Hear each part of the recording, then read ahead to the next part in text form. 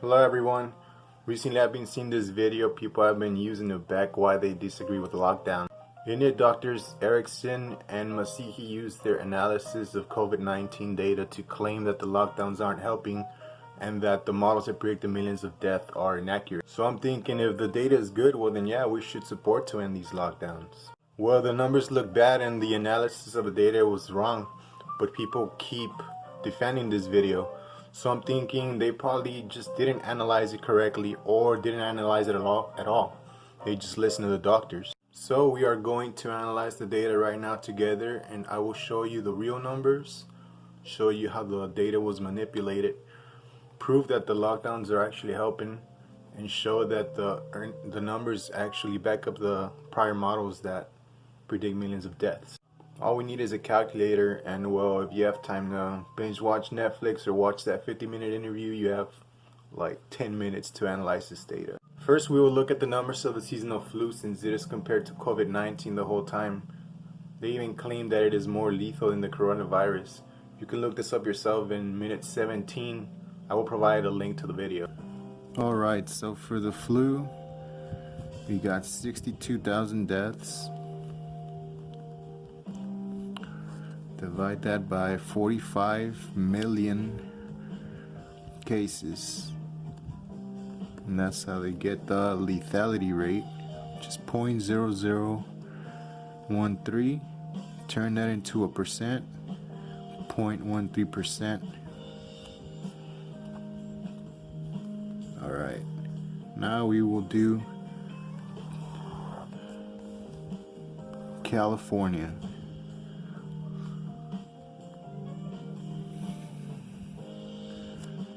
We got 33,865 deaths. Divide that by 280,900 tests.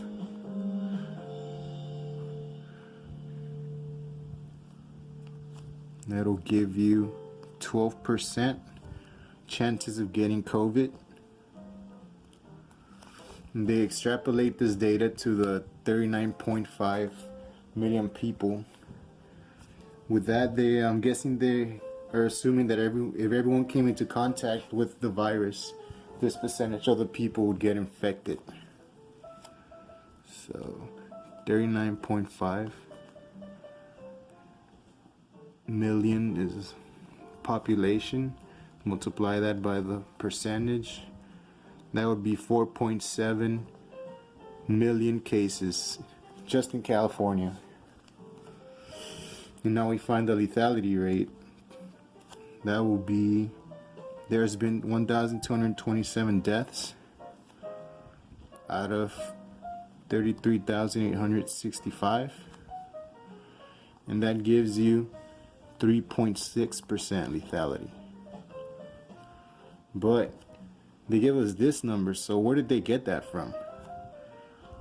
Well, they got it from this, dividing number of deaths by the population,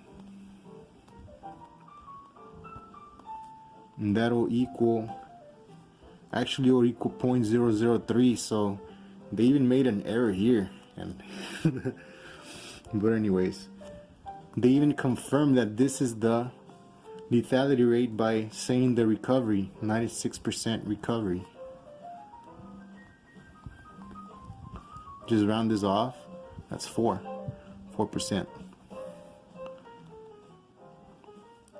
So yeah, this is what they said it was. Well, this right here, but it's actually this right here compared to this one. This is way worse. Now we'll do New York.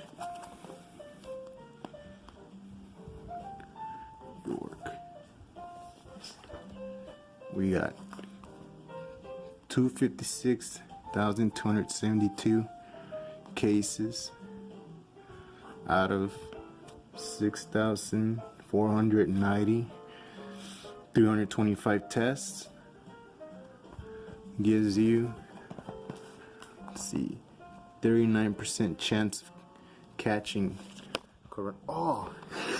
coronavirus. We extrapolate that 19 million times 0.39 equals 7.5 million cases. Wow. Now we find the lethality. 19,410 deaths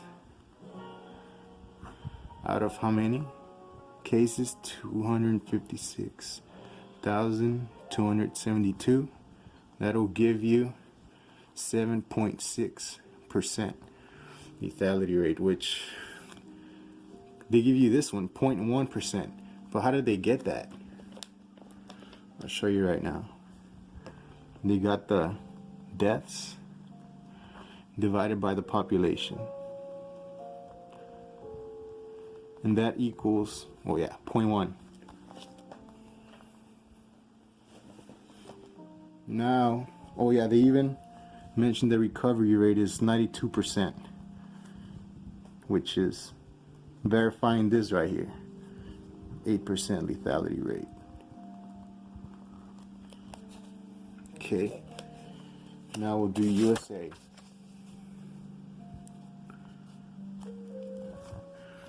SA.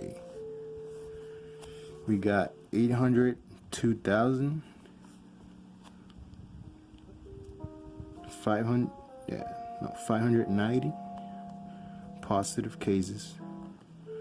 Divide that by 4 million tests. That'll give you 19.6. Now we extrapolate the data. 328 million times the chance that you'll get it. That'll equal 64 million cases in the US, which it's kind of close. I mean, it was 45 million for the flu, and they say COVID-19 is more contagious, so yeah, all right. And there's been 43,545 deaths.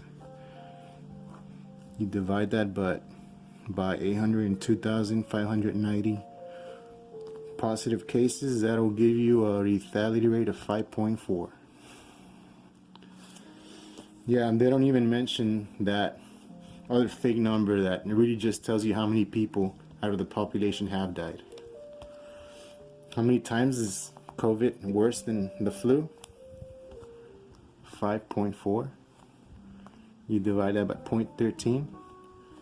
That'll be 41 times worse than the flu. Pretty much a Super Saiyan multiplier. Alright, now we're going to extrapolate this lethality rate into how many people would get positive. Let's see. 64 million. 0.054 lethality. That equals 3 million deaths. Backing up the models. Even some people are saying they're being exaggerated, death toll is exaggerated. Even if they're multiplying it by 2, it would be 1.5. If they're tripling it, it would be 1 million. It's absurd to think they are exaggerating it this much. But yeah. But we'll go back to death toll later. Now we'll do Spain.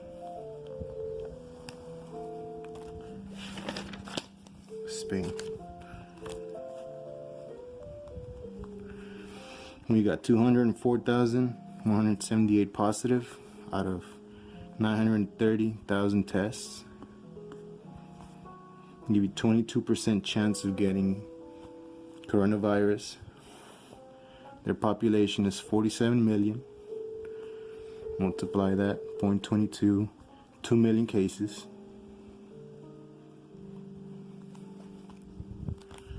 Now we'll find the lethality. 21,282 deaths out of 204,178 cases. That equals 10%. 10% of the people that catch coronavirus have died in Spain. But they give you this number, 0.5. Where did they get that? They got the number of deaths and divided by the population. You can verify that yourself in your calculators. They didn't even mention the recovery rate because, well, it's 90. It just doesn't sound as good. Alright. Now we're going to talk about Sweden and Norway. For Sweden,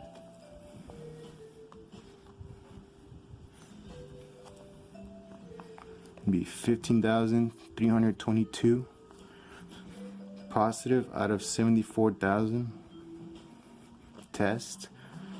Gives you 21% chance of catching COVID. Their population is 10.4. Multiply that 0.21, 2 million cases. Now we find the lethality rate. Remember, this is the one they said didn't have a lockdown. 1,765 out of 15,322 positive cases for a lethality rate of 11.5%. Pretty terrible. They don't even mention that fake number or the recovery rate because it'll be less than 90 and it'll just sound bad. Now we'll do Norway. This is where it gets interesting. Norway. Let's see. 7,191. Remember, Norway had lockdown. Positive out of 145,279 tests for 4.9% chance you'll get it. Look at that. That's way different. Out of the population, 5.4 million times 0.049, that would be 264,000. But they give you this number, 1.3 million, and I don't know where they got that. That's just, I think it's a flat out lie, whatever. This is the crazy part. 182 deaths only out of 7,191 cases for a lethality rate of 2.5. Look at that. They say it's statistically insignificant, but come on, it's like 5 times worse. Then they give you that fake number that just means the number of people that have died out of the population. Let's see, 82 out of 5.4 million, 0.003. I mean, they even verify this number right here. They mentioned the recovery rate, 97% recovery. Alright, and well, you know, they themselves said it. The more tests you have, the more accurate the data is. So let's do what they say the death toll is worldwide. Should be the most accurate lethality rate right here. Worldwide right now, if you look it up yourself, 279,000 deaths out of 4,020,000 positive for a lethality rate of 6.9%. Well, there you have it. I really think the numbers speak for themselves. So I think the people just didn't analyze the data correctly or just took the doctor's word. Makes sense. I mean, why doubt a medical professional that has concrete data? But don't feel bad if you got fooled by this video. I mean, we all make mistakes. The important thing is to be able to change your mind when you are presented with new information. As for the doctors, thank you so much for your service. I'm sure you have helped save thousands of lives. I just think you really dropped the ball on this one. The video got taken down and people are calling it authoritarian censorship, while labeling news outlets and people debunking the videos as fake news while regarding the doctors as heroes.